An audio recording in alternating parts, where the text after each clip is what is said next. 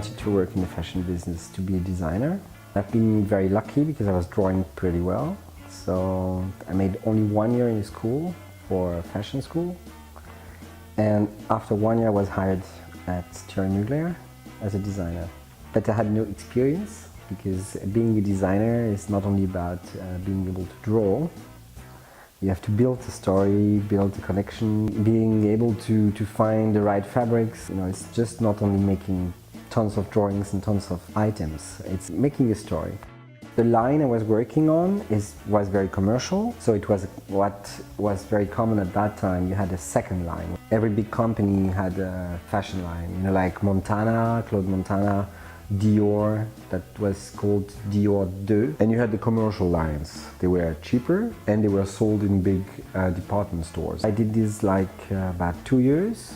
Then they changed the structure of the society and then I moved to another company drawing clothes for Jacques Fat, which is a very old brand. Jacques Fat died in the 50s and he had a huge success just before the Second World War and ended up after the war. There was a new head designer and it was a very small structure, so we were very few people in the studio. So basically I was doing everything. I was doing accessories, I was doing a little bit of this and a little bit of that, and helping on fashion shows, you know, deciding, calling model agencies to make appointments with the girls, doing working day and night. The name has been sold and the new owners, I didn't want to stay there, just didn't like it anymore. It was not as fun as it used to be. And then I worked for Escada, the group Escada, as a designer. And then I was in Germany. I was a little bit afraid that I would never come back to France. So I got a contract to become the head designer for Louis Ferraud. Also very old name. It's the worst experience I've ever had. It was just a mess. What came out of this is just, I said, okay, I quit the business. I don't go any further. So I stopped and I decided to have a good time and I started to collect antiquities. And that's how I came to being an antique dealer. I remember the first collection, I've been inspired by Canadian how do you say, woodworkers, guy cutting, you know, so. And then I made a print, you know, which was this kind of tartan, this kind of things. And I've been working in the fashion at a time when people were really into second-hand vintage. You know, so I used to go in all those kind of shops where you could find all these old clothes out of the 60s and 70s.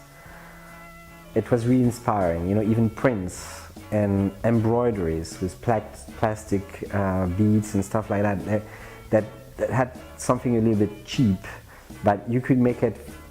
It was that even Prada. I mean, Prada came out with vintage spirit, made modern.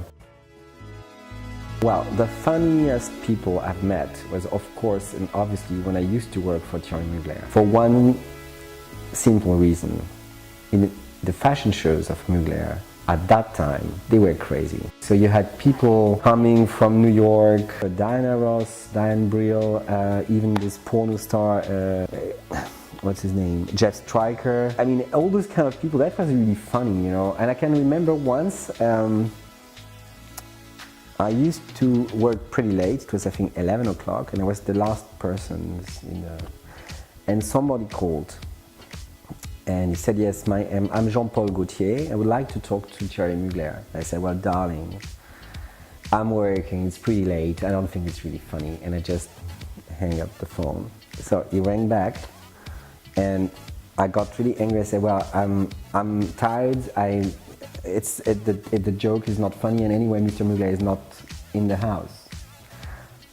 And the guy was really insisting that I'm Jean-Paul Gaultier. And I was nearly telling him, well, darling, well, you know, okay, leave me alone. And then I think 10 minutes later, Mugler called and said, well, by the way,